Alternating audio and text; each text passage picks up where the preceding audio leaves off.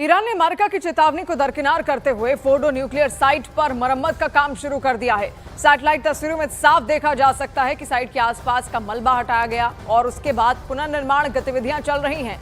यही वजह है और यही वो जगह भी है, आप देखिए, जहां पर अमेरिका ने हाल ही में B-2 बॉम्बर्स से हमला किया था और इसके बाद से अमेरिका लगातार ईरान को धमकी भी दे रहा है, लेकिन ईरान पर कोई असर पड़ता नहीं दिख रहा। ईरान की ये जिद अंतर्राष्ट्रीय स्तर पर तनाव बढ़ा सकती है, क्योंकि अमेरिका ने साफ चेतावनी दी थी कि फोर्डो साइट पर किसी भी गतिविधि को गंभीरता से लिया जाएगा। और उसके बाद से तस्वीरें, सैटेलाइट इमेजेस यहां से निकलकर सामने आ रही है जो फोर्डो साइट की हैं। और सवाल है कि क्या ईरान पर अब ट्रंप 100 गुना बड़ा हमला करने जा रहे हैं? क्या तुर्की और पाकिस्तान मिलकर ईरान के खिलाफ जासूसी मिशन चला रहे हैं? ये सवाल इसलिए उठ रहे हैं क्योंकि कुछ खुफिया रिपोर्ट्स में दावा किया गया है कि पाकिस्तान और तुर्की चाहते हैं कि किसी तरह से ईरान का यूरेनियम तबाह हो जाए और खamenei का शासन भी ईरान में खत्म हो जाए।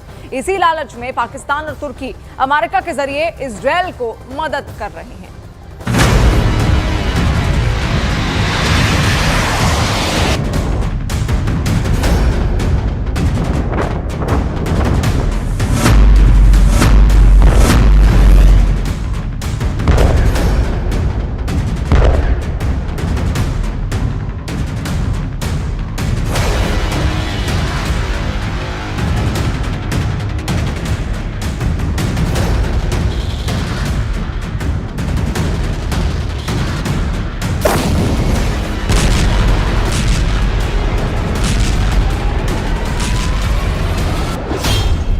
मारो खामेनेई, छीनो एटम बम, तुर्की पाकिस्तान की इजरायली साजिश।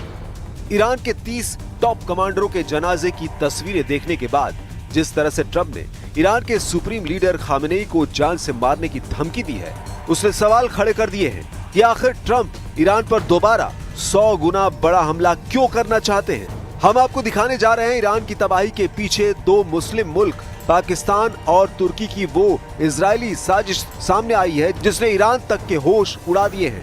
खबरों में दावा किया गया है कि ईरान पर अमेरिका के सटीक हमले और टॉप ईरान कमांडरों और परमाणु वैज्ञानिकों की हत्या के पीछे कहीं न कहीं पाकिस्तान और तुर्की की खुफिया एजेंसी भी शामिल है। दावा किया जा रहा है कि पाकिस्तान और तुर्की दोनों ही ईरान की तबाही से खुश हैं, क्योंकि अगर ईरान एटम बम बना लेता है तो मुस्लिम मुल्कों में पाकिस्तान की एटमी शक्ति की धाक खत्म हो जाती है, जबकि मुस्लिम मुल्कों का खलीफा बनने का ख्वाब देखने वाले तुर्की को ईरान की तबाही से खुद को खलीफा साबित करने का मौका मिल गया है। लेकिन पाकिस्तान और तुर्की दोनों को ईरान की तबाही की अभी अधूरी खुशी मिली है। रिपोर्ट के मुताबिक पाकिस्तान और तुर्की दोनों चाहते हैं कि अमेरिका और इजरायल मिलकर किसी तरह से ईरान के सुप्रीम लीडर खामेनेई और ईरान के यूरेनियम को तबाह कर दे, ताकि ईरान भविष्य में एटम बम ना बना सके। इसलिए अब ट्रंप ने ईरान पर दोबारा हमला करने का ऐलान कर दिया है।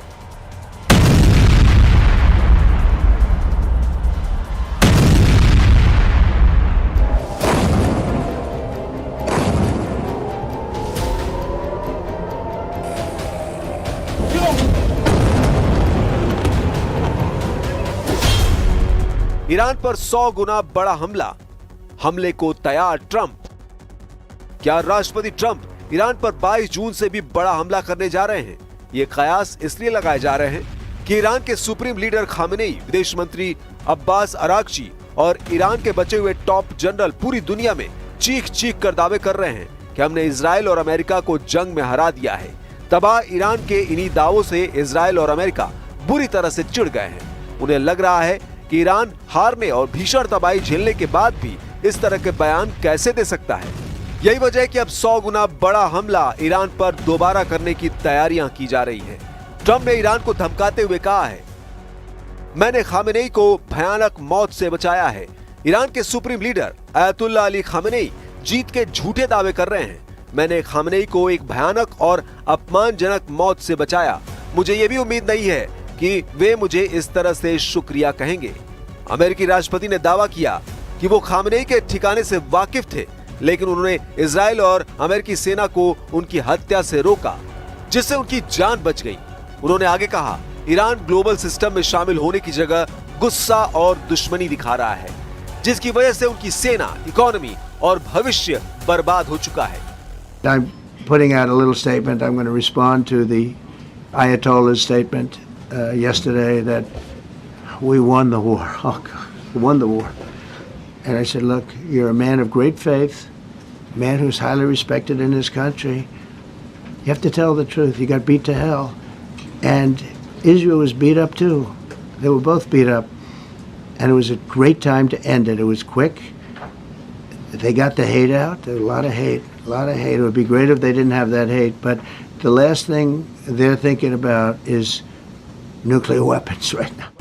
उधर ईरानी राष्ट्रपति मसूद पेजेश्कियान ने कहा कि अगर इजराइल के हमलों का जवाब नहीं दिया जाता तो इससे पूरे क्षेत्र में बड़ा और बेकाबू युद्ध शुरू हो सकता था। पेजेश्कियान ने ये बात बेलारूस के मिन्स्क में चल रहे चौथे यूरेशियन आर्थिक मंच में ऑनलाइन जुड़कर कही। उन्होंने बताया कि इजराइल ने ईरान की जमीन पर हमला किया था और ईरान की सेना ने संयुक्त राष्ट्र के नियमों के मुताबिक इसका सही जवाब दिया। पेजेश्कियान ने कहा कि उस वक्त ईरान और अमेरिका के बीच ईरान के परमाणु कार्यक्रम को लेकर अप्रत्यक्ष बातचीत चल रही थी, तभी इजराइल ने ईरान पर हवाई हमला कर दिया। पेजेश्कियान ने कहा, ईरान की शांतिपूर्ण परमाणु सुविधाओं पर अमेरिका और इजराइल का हमला अंतर्राष्ट्रीय नियमों का गंभीर उल्लंघन है, क्योंकि ये परमाणु सुविधाएं IAEA की पूरी निगरानी में है। رئیس جمهور آمریکا در شرح اونچه که واقع شده بود بزرگ نمایی غیر متعارفی کرد. معلوم شد که به این بزرگ نمایی احتیاج داره در صورتی که تعرضی صورت بگیره. هزینه دشمن هزینه متعرض قطعاً بالایی خواهد بود.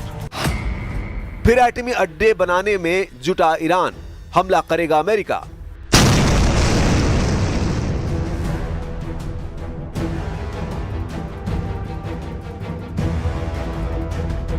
इधर ईरान से भीषण हवाई हमलों के बाद अब पहली बार सामने आए सैटेलाइट इमेज बता रही हैं कि ईरान ने अपने अंडरग्राउंड परमाणु ठिकानों से मलबा हटाना शुरू कर दिया है।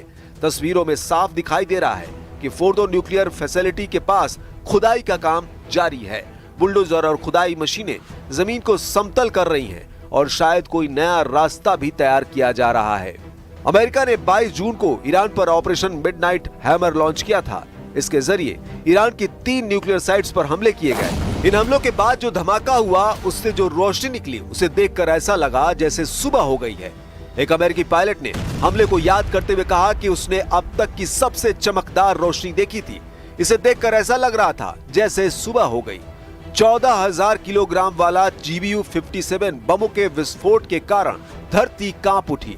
फोर्डो न्यूक्लियर साइट खासतौर से पहाड़ों के अंदर बनी है, जिस कारण हमले के लिए इन बमों का इस्तेमाल किया गया। भीषण हवाई हमलों के बाद अब पहली बार सामने आए सैटेलाइट इमेज बता रहे हैं कि ईरान ने अपने अंडरग्राउंड परमाणु ठिकानों से मलबा हटाना शुरू कर दिया है।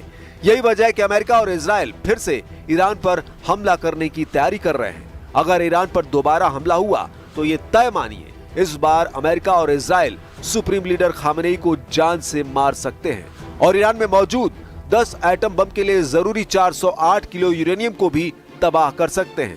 इधर ईरान में जंग के दौरान मारे गए कमांडरों और वैज्ञानिकों के जनाजे निकाले गए हैं, जिसमें हजारों ईरानी शामिल हुए।